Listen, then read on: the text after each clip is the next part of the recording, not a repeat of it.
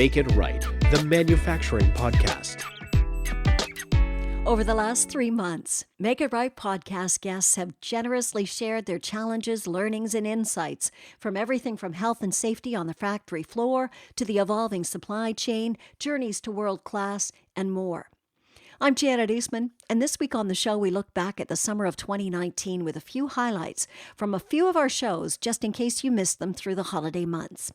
We'll take a look at disruptive innovation, how to find and establish a second in command based on one man's journey, and how to sell to your customers. In early June, Todd Hockenberry was my guest. He works with B2B manufacturing, technology, and capital equipment companies to help them achieve top-line revenue growth.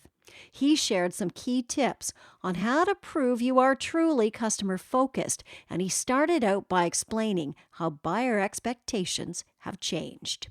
Obviously, the internet's certainly the thing that's changed how people buy virtually everything, right? And I usually just pull my phone out of my pocket and show it to people and say, think about how everything you essentially buy has changed. And clearly we see that with the Amazon effect, right? Where you're used to having this very personalized experience where there's very strong recommendations based on your behavior and your likes and your previous purchasing patterns. And there's a really easy to use interface, and the transaction's simple and fast, and it's kind of fun and helpful, right? So these ideas, this kind of Amazon effect, which we all know is really changing how people feel about all the purchases, whether they're in it's a personal one or a B2B purchase, right? We see this in virtually every industry we've worked in, and I actually think that's more of kind of a 10 to 15 year change.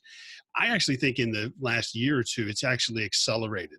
I think that what we're seeing is that people's busyness and time and expectations in terms of how they purchase virtually anything, whether it's large capital equipment purchases, services, software, you name it, our expectations have just gone through the roof in terms of ease of use, the kind of experience we want, the expectations of how to communicate with a company and connect with them. We want to buy from people that understand us and that create this experience that's a differentiator, right? Ultimately, I believe B2B buyers want the companies they buy from to have the company's sales process be a competitive differentiator. Buyers want to work with companies that have a sales process that's easy. For example, the old days, the sales training was oftentimes, salespeople would be trained on discovery and needs identification, and they would be trained to ask lots of questions, right? Well, the executives that I talk to and the buyers that I talk to, they don't want me to be on the call asking them a bunch of questions about their business. They expect that I already know it, that I know their business, that I know their issues, and I'm bringing expertise to the table to say to them, here's what you need to do. Here's opportunities for you to grow. Here's opportunities to solve these problems that maybe you didn't think of. I deal a lot with inbound marketing and digital marketing and helping B2B companies kind of reimagine that. And they don't expect me to come in and ask them how they're doing that. They expect me to come in knowing what to do and coming in with recommendations. So I think people's expectations of the people they buy from have just gone through the roof. And I don't blame them, because the reality is most of the information that previous generations of salespeople and marketing people could find out is all available to them if they just do it, right? People don't want to be sold to by lazy salespeople. They want people that are professionals, that are peers, that understand their business and can come in and hit the ground running and push them in a direction maybe they didn't think they wanted to go. So we talk a lot about people want to be helped and educated. They don't really want to be sold. So this is why we talk a lot about culture and your mindset and your mission, because if you're not creating a business that's focused on educating and helping first, then you're going to struggle with the modern buyer. So how are you making that initial contact then to that customer? You're not waiting for them to come around. So how do you start that relationship then? Yeah, I think there's a misnomer a little bit about relationship selling. And I think the issue is the relationship is not first, the relationship comes later. So the reality is roughly something like 97 or 96% of B2B sales start with an online search. There's all kinds of data around that. I don't think that's even controversial anymore. That and that's natural. We understand that. We do that. We all do that. So the question is, what do people find when they search? Do they even find you? And if they do, what do they find? Have you thought it through and used your marketing and your website space, your digital footprint to help people and to educate and to share relevant information? Or are you just talking about your product? Are you talking about you? Is your website all a bunch of pictures of your equipment or your machines or your factory floor? Or is it about the problems you solve in your customers? So most sales are going to start with some type of search, but we also work with our clients to help them use kind of modern inbound ideas to actually make outbound calls. So cold calling, while I would never do a real straight up cold call, I would always recommend a warm call. If you know your audience and you know how you help them and you know you can improve their business, then you have an obligation almost to focus, reach out, and connect with those people that can use your help the most. It's not a spray and pray or just a dialing for dollars kind of thing. We're talking about using your marketing to kind of educate, help, and connect. And salespeople are really important to that in terms of building the relationship. Once you connect with somebody online or you connect with them on LinkedIn, you have an opportunity to start helping them. So you're not going to build that relationship up front. I believe that the relationship comes after you've shared value and after you've helped people. It's not that you're going to share stories about playing golf together or going fishing and all of a sudden they're going to buy from you. No, the people aren't going to waste time on that. What they're going to do is they're going to look and see if you've actually helped them, if you've given them new context to their problems, have you brought them helpful information, tools, research, ideas that can help them move their process, their business, their strategies forward. And if you do that, you then earn the right to sell to them. And if you do sell, then you have to keep doing it, right? You have to create a great experience where you make things easy for them, save them time, and then you can start migrating and moving into higher levels of value, like improving their business and helping them execute better and helping them build differentiation. And then ultimately, if you can help them drive their business growth and their internal improvements that help make them a better company, that help them attract more people, now you've reached kind of the highest level of value. And as you do that, you build a relationship. The relationship to me comes after, it doesn't come before. And unless unless you bring value and you bring something unique to the table, you don't even get a chance to build a relationship. Yeah. Okay. So we are all individuals, and the very first thing in our head is always to talk about us. So when you're a manufacturer or whatever, the whole thing is we got to talk about how great we are so people understand it and they want to do business with us. We all know that doesn't work because the guy on the other end of the phone or who's looking at your website doesn't care about you. They care about them and they want to know that you're answering their needs. So what do you tell a manufacturer to put on their website so they do get that attention of a possible customer? Yeah, one of the first things companies will almost always say, and executives will almost always say to me, well, we prioritize the customer. That's what we're focused on, right? We're all customer oriented. It's kind of almost a cliche or kind of a no brainer. Of course we do that. And then we look at their websites, like you said, and you realize that this is all about them. They're talking about their product. They're listing the industries they serve. They're showing equipment, right? It's very spec and product focused. And the reality is what should be there is really the outcomes that you deliver, the outcomes your equipment brings or your service brings or whatever it is, and really what they get out of it, right? So you need to understand who that person is that's potentially could use your solution. So that's what we call persona, which is understanding kind of the individual person who is looking for your help and how you help them. And then also partly about how they buy, right? So you're going to know whether it's a short-term purchase or it's a long-term purchase that requires budgeting. You're going to understand if there's a lot of other groups involved, whether you need to bring in operations or you need to bring in the IT team, right? All these things are going to be reflected in your marketing because your marketing is going to be about how you help them and how you deliver benefits and value to them and how you make their life easier, right? So it's could be even about your sales process, right? It could be about how you help them go through these steps faster. We had a client once that made gearboxes for small electronic equipment. It was a very kind of niche component business, and we work with them to try to understand their unique value and their differentiation. And what we found was that it wasn't about technology and it wasn't about product, even though the products were very good. What the differentiation was they had figured out how to make prototypes very quickly.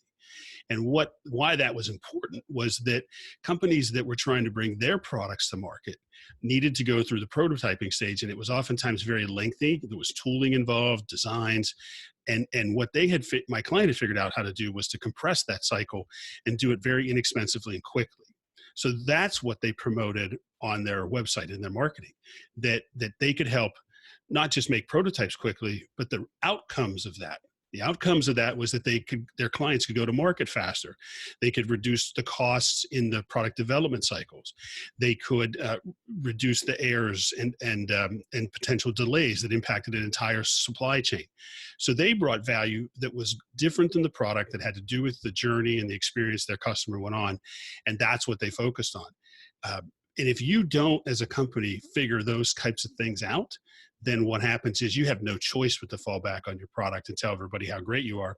And the reality is, folks, you're probably not that great when it comes to product and service. Differentiation on those levels is really hard to find, and it's really hard to do. In most industries, there's a lot of competition, and good quality, good service, good delivery are kind of table stakes, and you're not even in business unless you can do that. So the reality is people aren't anywhere near as customer focused as they should be. And I would just challenge people to say, look at the interactions you have in your daily life with people you're buying from and companies you're interacting with. Do you really feel like they're putting you first? I don't feel that very often. That's Todd Hockenberry. He's the owner of Top Line Results, a company that helps B2B companies understand their ideal target audience, create amazing customer experiences, and grow. You can hear the full interview on episode 58 of the Make It Right podcast. Finding and establishing a second in command is not easy, particularly for a third-generation family-owned business. In July, my guest was CEO Tom Marini, who shared his trials, tribulations, and ultimate success in a journey working to find someone to be his right-hand person while he pushed to grow Marini Manufacturing. As the company grew and I did things, we created different areas or departments, and we had different people doing different functions and different roles. But ultimately, I think I still, and however, maybe because we started so small or that was the structure, a lot of decisions or authority still came back to me. So, while there was shipping and receiving, quality, manufacturing, design, all these different groups working, if there was any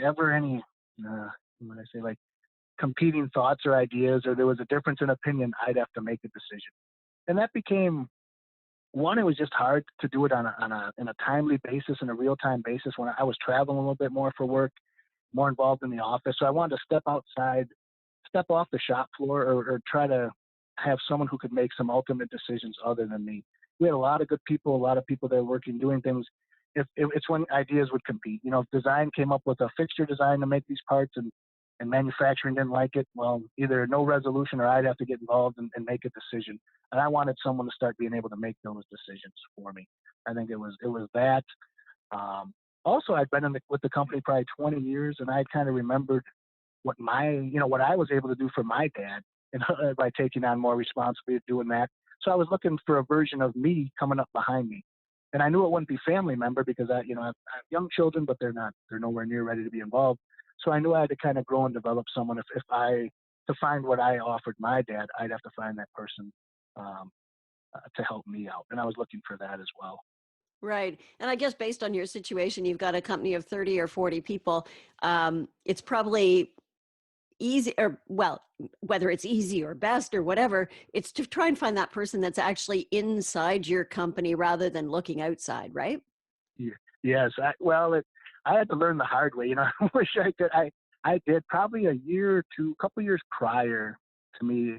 I probably made the decision that I knew I needed to find somebody, but I looked to the outside, and I mentioned that in the article, and we haven't talked about it yet. But I would hire, I'd put a resume would come across my desk, or someone would make a suggestion for an individual, And they were high, they had great success elsewhere. They were plant managers, general managers, all these different things. And so I looked to the outside first, and that was probably some of them.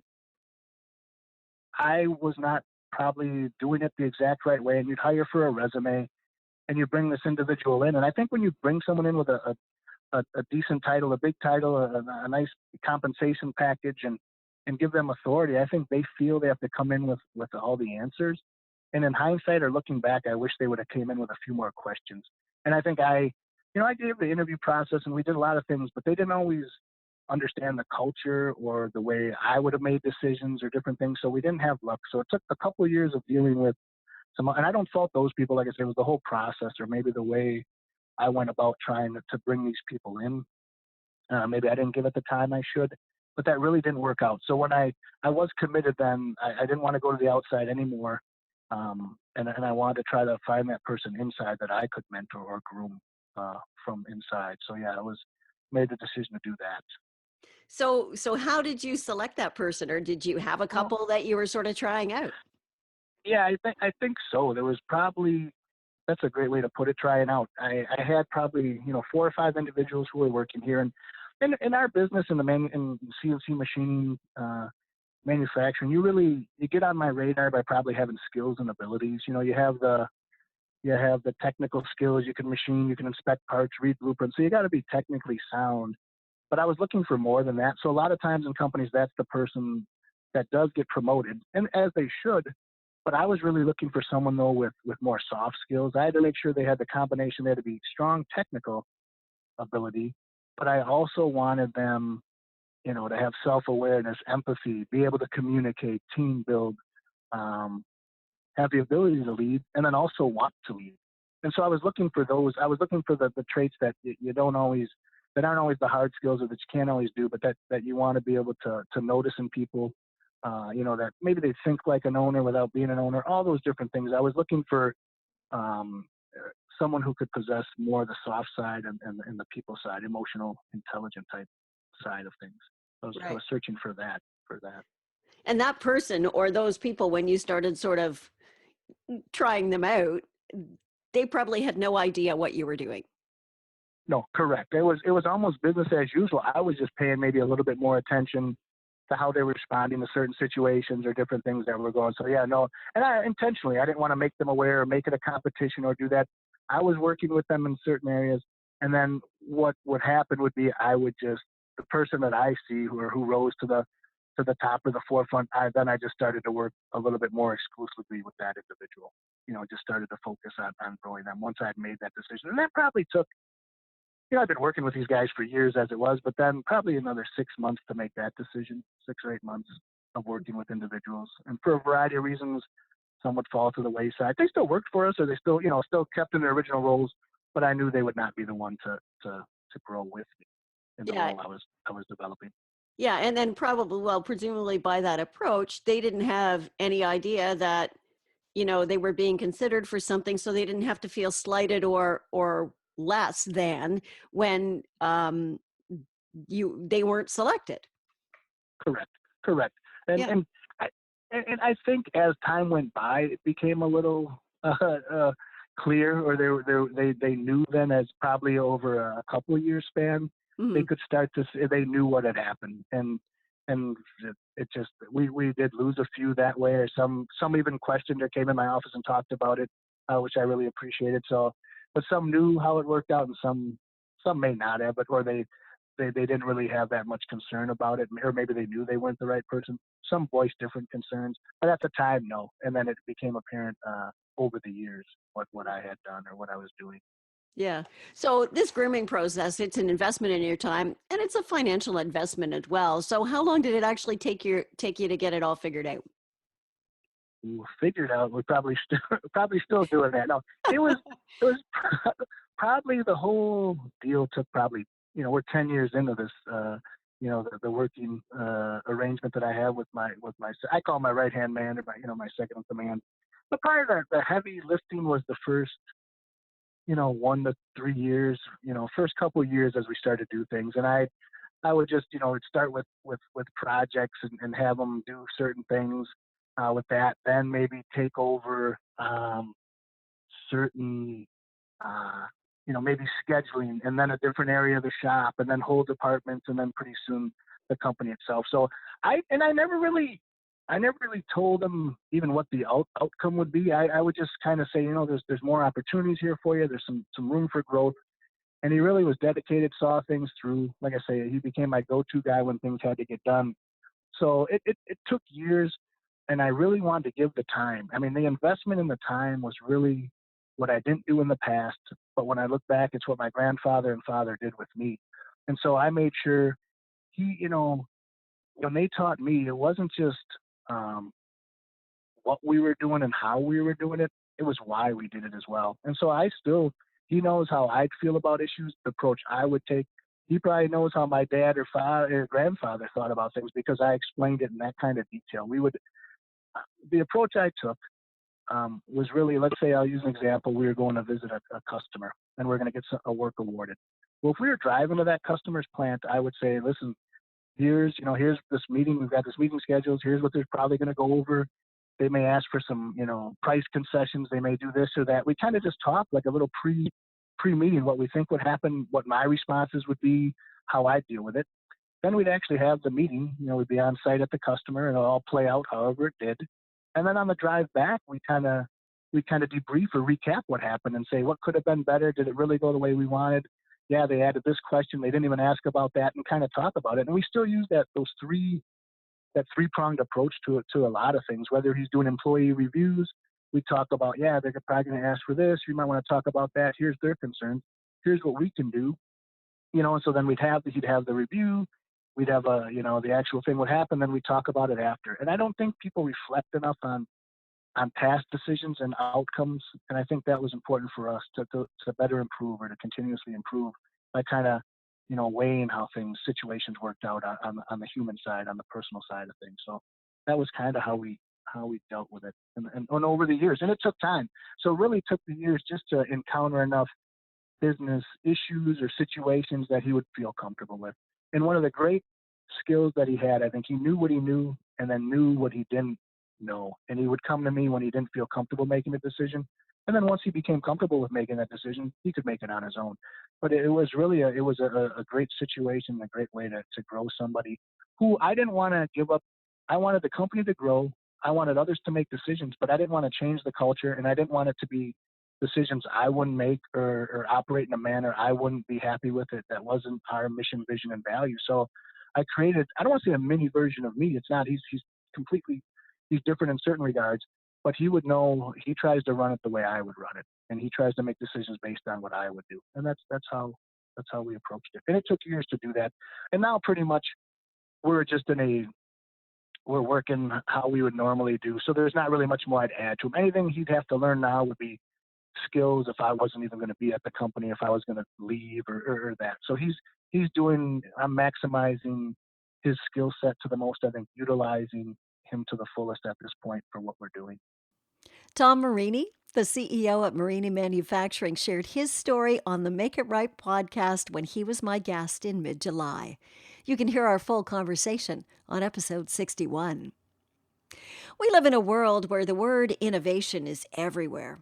And on episode 63, I got a brand new perspective on what it could mean.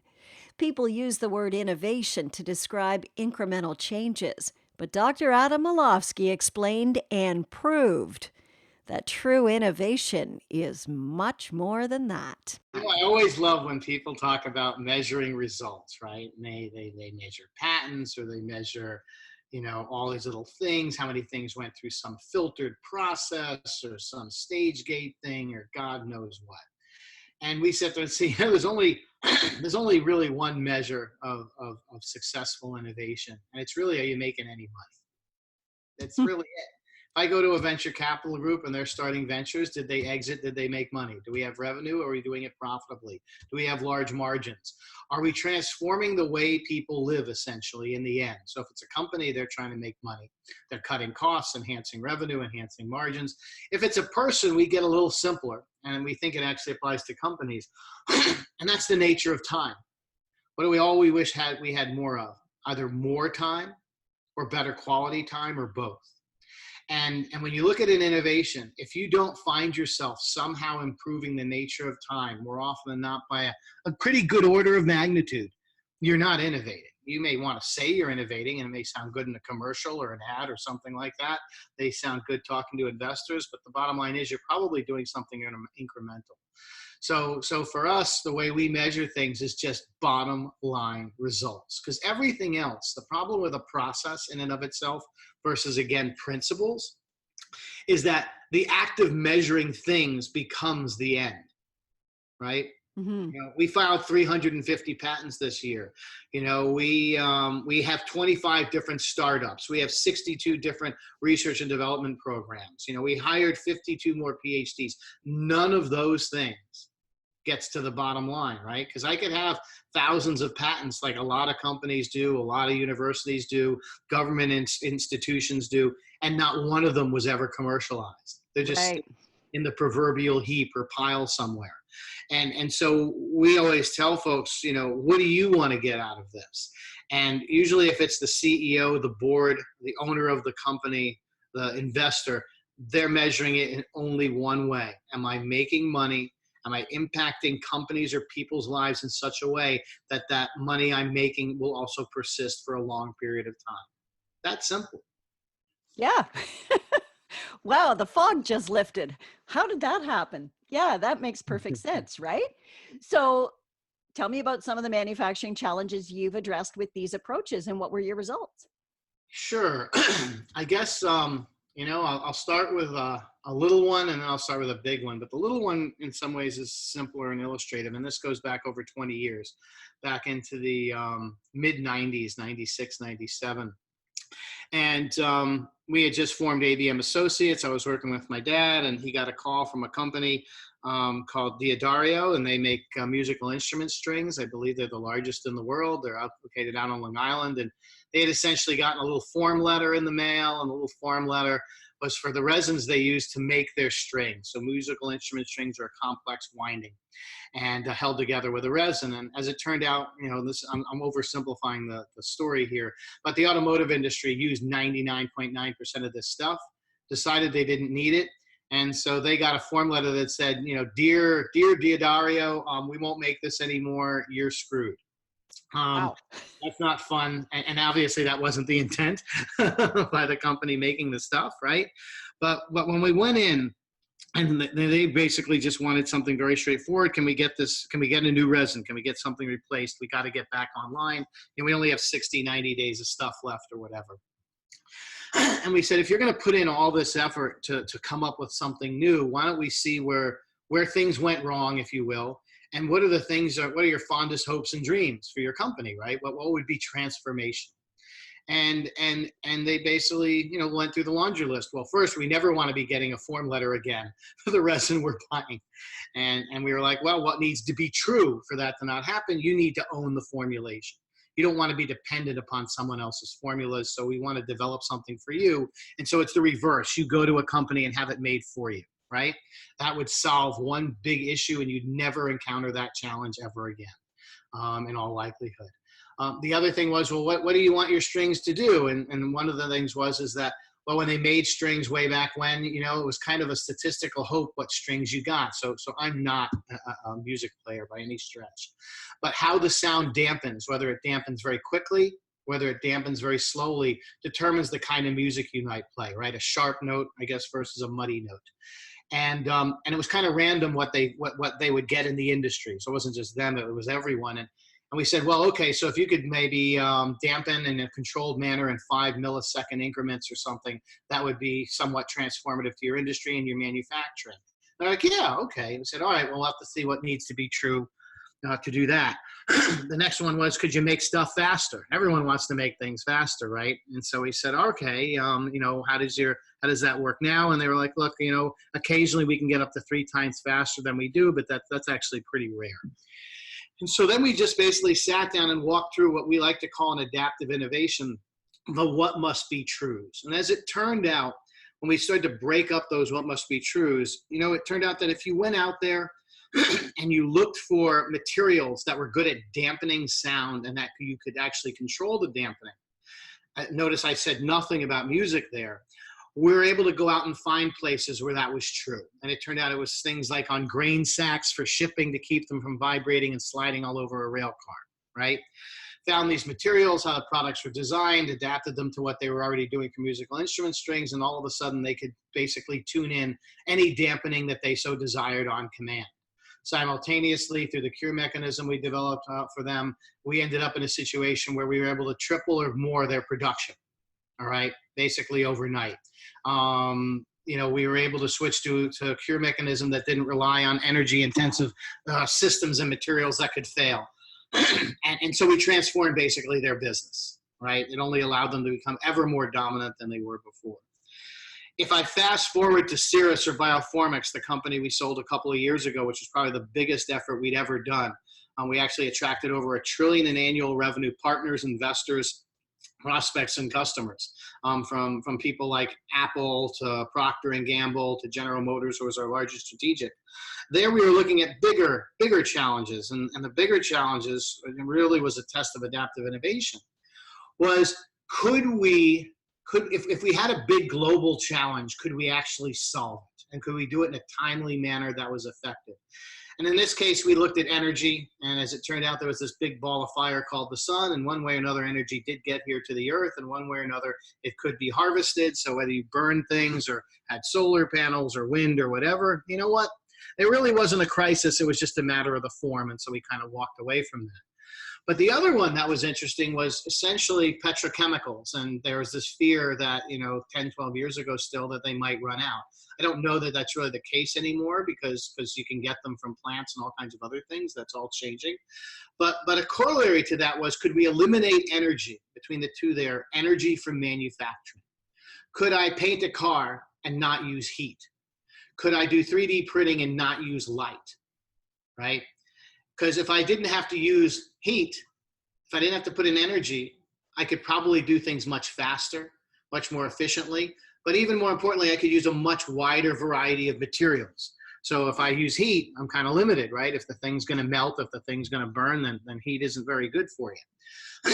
As it turned out, we kind of prescribed all the what must be truths. And after about 3 years, we stumbled upon, pretty literally, through some other work we were doing, a chemistry that had been looked at for 150 years, but couldn't be reduced to practice for any number of reasons.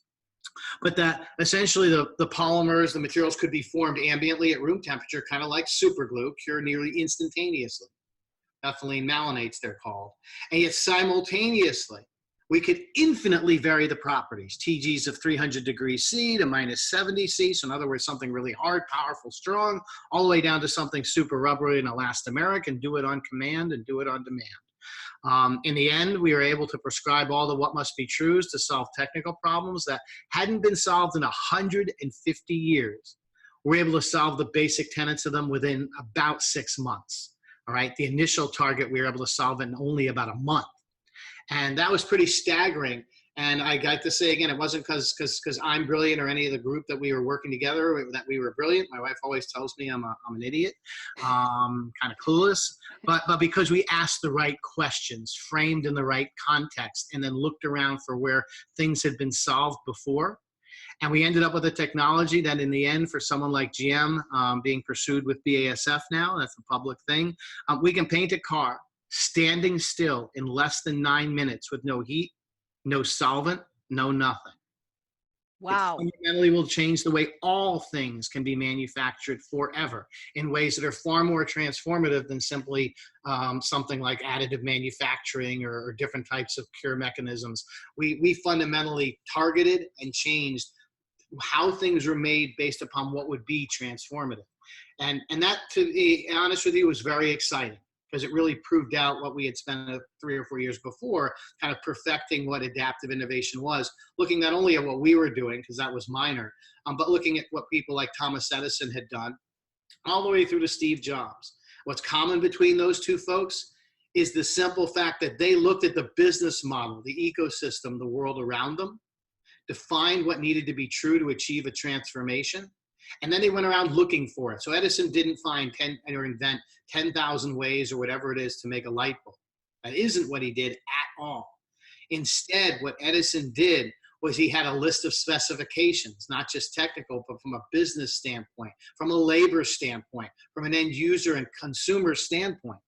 And he tried 10,000 ways till he found the one that made the most sense, where he had existing labor pools, didn't have to train anyone, could use existing manufacturing methods, could provide a safe and easy-to-use set of materials, where he could transform light instead of having kerosene and Rockefeller and burning down buildings, on and on and on.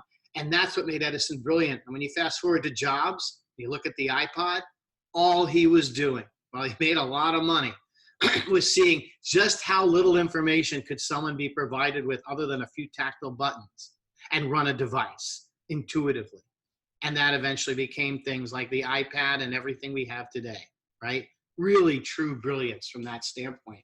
And he just looked around for everything that would allow him to meet those what must be truths. And so for us, those are some really key principles that end up surrounding innovation that I'm sure we can talk about later. That's Dr. Adam Malofsky, a partner at Elements, where he and his colleagues use adaptive innovation and transformative innovation to bring about seemingly impossible results for their clients. He shared some really interesting stories on episode 63. The Make It Right podcast was incredibly fortunate in the summer of 2019 to have amazing guests who kindly took the time to share their stories and insights with us. Kevin Snook and I thank them and you for participating in this weekly manufacturing journey. That's our show for this week. You can find the Make It Right podcast on iTunes, Google Play, Stitcher, Spotify, and YouTube. And also, please follow us at Make It Right Pod on Twitter and at Make It Right on LinkedIn. And please share us with your friends and colleagues. If you'd like to align your manufacturing process and get the most out of your team and machines, check out Kevin Snook's book, Make It Right, which is available through Amazon. I'm Janet Eastman, and thanks very much for listening. Until next week, keep making it right.